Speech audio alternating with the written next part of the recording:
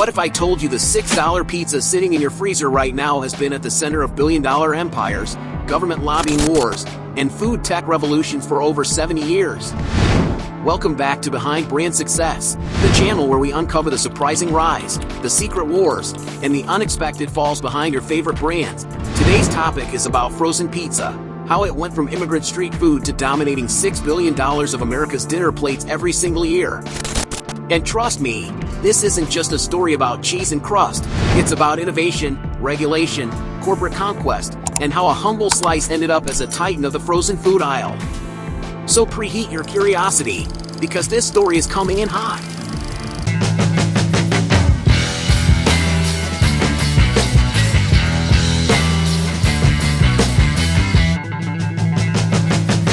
To understand the rise of frozen pizza, we first have to go back to a time when refrigeration was still considered a luxury.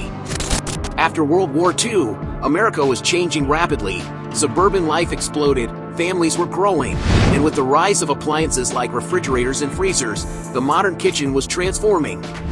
In the early 1950s, one man, Joseph Bucci, a lesser-known inventor from Pennsylvania, filed a patent for a method to freeze dough in a way that preserved its texture and taste after reheating. It didn't get much press at the time, but Bucci's innovation laid the groundwork for what would become a revolution in how America ate pizza. And yes, before this, people had to either make pizza from scratch or buy it fresh. But freezing pizza posed serious problems. The crust would dry out, toppings would go soggy, and flavors would deteriorate. Bucci's method involved partially baking the crust before freezing, which allowed it to maintain integrity during reheating. This one tweak would change everything. While Bucci's patent laid the technical foundation, it was a businessman named Leo DeLuca who brought frozen pizza to the people. In 1952, in the unassuming city of Akron, Ohio, DeLuca began selling frozen pizzas to local taverns and grocery stores. He wasn't a chef, he wasn't even a pizza fanatic, but he saw an untapped market, busy working-class families who wanted restaurant-style food without the hassle. DeLuca's product didn't look fancy, but it was affordable, consistent, and fast. This was more than just food, it was freedom, especially for moms juggling multiple kids and full-time jobs. At first, sales were modest, but as home freezers became more common in the 1960s, DeLuca's gamble started to pay off, and he wasn't the only one who noticed. Now we enter the real power players of the early frozen pizza war, Rose and Jim Totino. In 1951, the Totinos opened a small pizzeria in Minneapolis, Minnesota. It was a family business. Rose made the pies, Jim handled the customers. They weren't thinking about freezing pizza, until one day, a customer asked if he could buy a few pies to take home and freeze. Rose agreed, but the moment sparked something. By 1962, the Totinos were producing frozen pizzas in bulk, and by 1966, they had built one of the first large-scale frozen pizza manufacturing plants in the country. Their edge? Marketing! Totinos didn't just sell frozen pizza, they sold family. Their branding leaned into the wholesome, home-cooked vibe. Commercials showed smiling kids and happy moms. Their jingle? When you're hungry, it's Totino's time. By 1975, Pillsbury took notice and bought Totino's for over $22 million, a massive deal at the time. From then on, the game changed. Now, corporate money was involved, and where there's money, there's competition.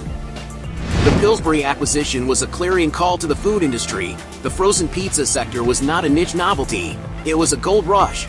By the late 1970s and early 1980s, the freezer aisle became some of the most fiercely contested real estate in the American supermarket. A wave of new brands entered the arena, each with a slightly different angle. Tombstone Pizza leaned into a heartier, tavern-style identity. Geno's, founded by another Minnesotan, Gino Paolucci, competed directly on price. And convenience, Tony's and Red Baron offered their own takes, creating a crowded and competitive landscape. This war was fought on multiple fronts: price points, promotional deals, topping variety, and, most importantly, shelf space. Sales teams battled brokers and grocery managers for prime positioning, eye-level slots that meant the difference between obscurity and market dominance. The competition drove rapid innovation in packaging, with boxes designed to scream for attention amidst a sea of competitors. The product itself evolved, with brands experimenting with different crust styles: thin, thick, crispy, and more adventurous topping combinations. This period of intense competition was crucial. It expanded the market, educated the consumer on the variety available, and set the stage for the next seismic shift. The players were all in place, but one brand was preparing a strategy that would redefine the entire category.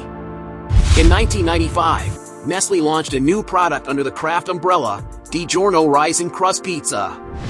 It was a game changer. Why? Because it didn't taste like frozen pizza. DiGiorno's special dough rose in the oven as it cooked, giving it the look, smell, and feel of fresh delivery pizza. Their slogan was genius. It's not delivery, it's DiGiorno. Consumers were hooked. By 2004, DiGiorno had become the #1 frozen pizza brand in America. Their marketing was bold, their product genuinely tasted better, and they leaned hard into the premium at-home experience. But DiGiorno didn't just win with taste, they won with branding psychology. The name sounded Italian, luxurious, almost artisanal, the packaging was high-end, and the rising crust gave it a sense of theater. It felt like you were the chef. That emotional engagement, combined with quality, created serious brand loyalty. Here's where it gets even more interesting. In 2008, the global financial crisis hit. Restaurants saw a sharp drop in business. But you know who didn't? Frozen pizza companies. As families tightened their budgets, frozen pizza became the go-to meal. Cheap, filling, and fast. Sales skyrocketed. DiGiorno, Red Baron, and California Pizza Kitchen, another Kraft brand at the time, saw double-digit growth. Once again, convenience won the day. But this time, frozen pizza wasn't just a backup. It became a dinner staple, a comfort food, a cultural icon. In the 2010s, consumer tastes began to shift. People wanted healthier options, better ingredients, and more authenticity. This gave rise to a new generation of frozen pizza brands. Amy's, organic, gluten-free. Cauliflower crust. Banza, chickpea-based. Wild Mike's, bold flavors, no artificial junk. These brands focused on transparency and health without sacrificing taste.